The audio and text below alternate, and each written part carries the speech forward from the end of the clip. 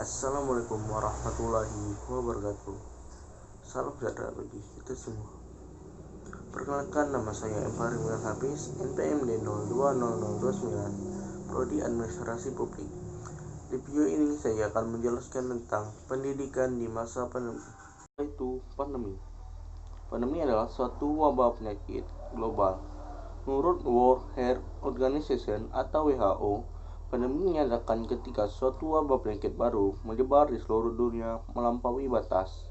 Ada banyak contoh dalam sejarah. Yang terbaru adalah COVID-19.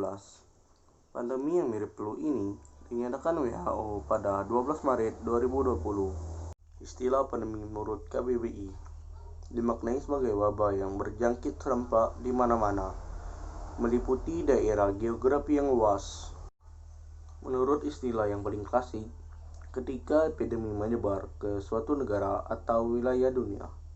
Wabah penyakit yang masuk dalam kategori pandemi adalah wabah penyakit yang memiliki garis menular atau garis infeksi berkelanjutan.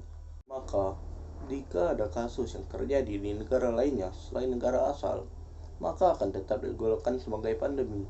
Pandemi umumnya diklasifikasikan sebagai epidemi terlebih dahulu, yang penyebaran penyakitnya cepat dari suatu wilayah ke wilayah tertentu. Sebagai contoh, wabah virus Zika yang dimulai di Brazil pada 2014 dan menyebar ke Karibia dan Amerika Latin merupakan epidemi. Seperti juga wabah Ebola di Afrika Barat pada tahun 2014 sampai 2016. Terbaru, COVID-19 dimulai sebagai epidemi di Cina sebelum menyebar ke seluruh dunia dalam hitungan bulan dan menjadi pandemi. Meski demikian, epidemi tidak selalu menjadi pandemi dan tidak selalu memiliki transisi yang cepat atau jelas. Sebagai contoh, HIV dianggap sebagai epidemi di Afrika Barat selama beberapa dekade sebelum menjadi pandemi pada akhir abad ke-20. Kini, berkat kemajuan dalam pengobatan modern, HIV dianggap epidemi yang berarti tingkat penyakitnya stabil dan dapat diprediksi di antara populasi tertentu menurut American Medical Association. Suatu penyakit dikategorikan sebagai pandemi apabila penyakit itu berkembang di beberapa wilayah yang baru terdampak seperti penularan setempat. Status virus corona yang telah berubah menjadi pandemi bukan berarti virus ini liar dan kuat, melainkan penyebaran virus corona semakin meluas dan menyebar di berbagai wilayah di dunia. Dengan adanya status corona menjadi pandemi, WHO berharap seluruh negara di dunia melakukan penanganan ekstra.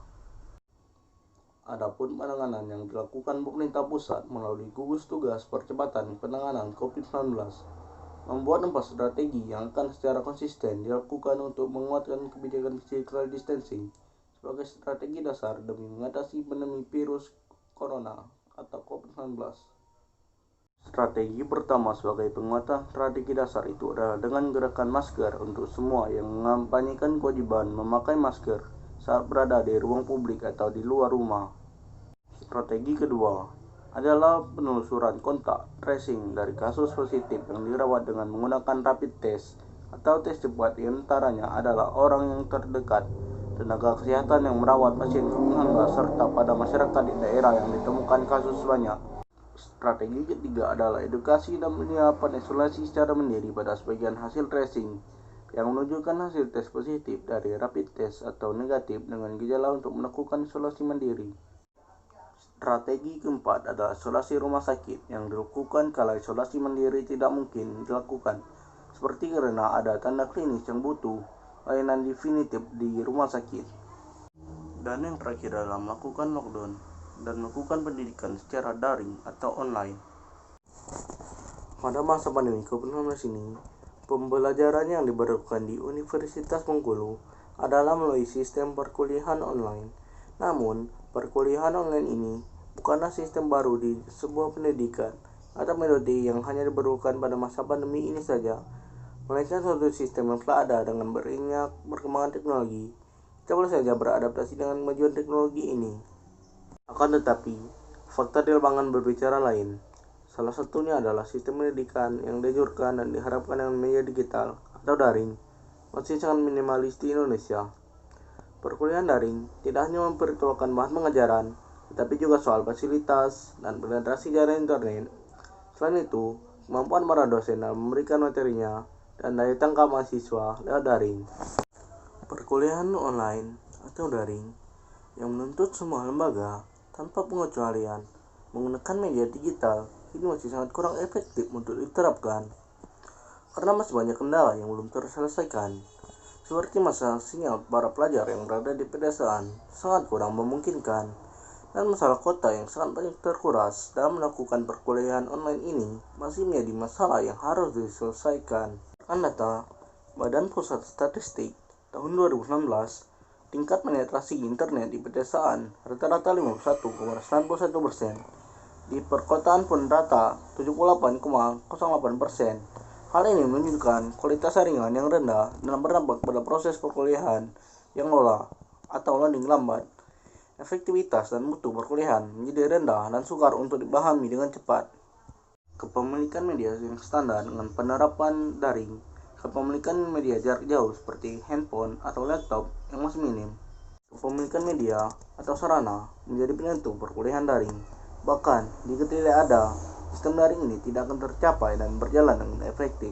Media dapat ditolak ukur sejauh mana perkuliahan online ini dapat dilakukan, secara minim atau telah maksimalnya perkuliahan online tersebut. Kegagapan dosen atau mahasiswa terhadap teknologi juga berpengaruh terhadap keefektivitas perkuliahan online ini.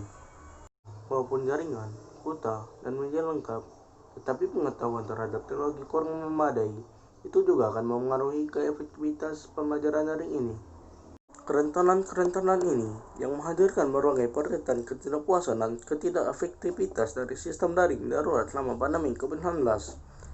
Dengan demikian, apakah perkuliahan daring di tengah pandemi ini dapat menjadi solusi yang pas bagi para dosen dan mahasiswa? Efektifkah model pembelajaran online ini berpengaruh bagi proses belajar para peserta didik atau mahasiswa? Dari fenomena yang terlihat, intensitas tertarikan peserta didik yang mengikuti kuliah online ini sangat kecil, bahkan kebanyakan menciptakan kejenuhan dalam proses belajar. Beberapa mahasiswa merasa kehilangan momen perjumpaan langsung dengan dosen-dosen favorit, seperti tak ada yang dipelajari selama semester ini. Ini reaksi spontan yang disampaikan mahasiswa terkait sistem belajar virtual online, dan saya sendiri juga merasakan hal yang sama.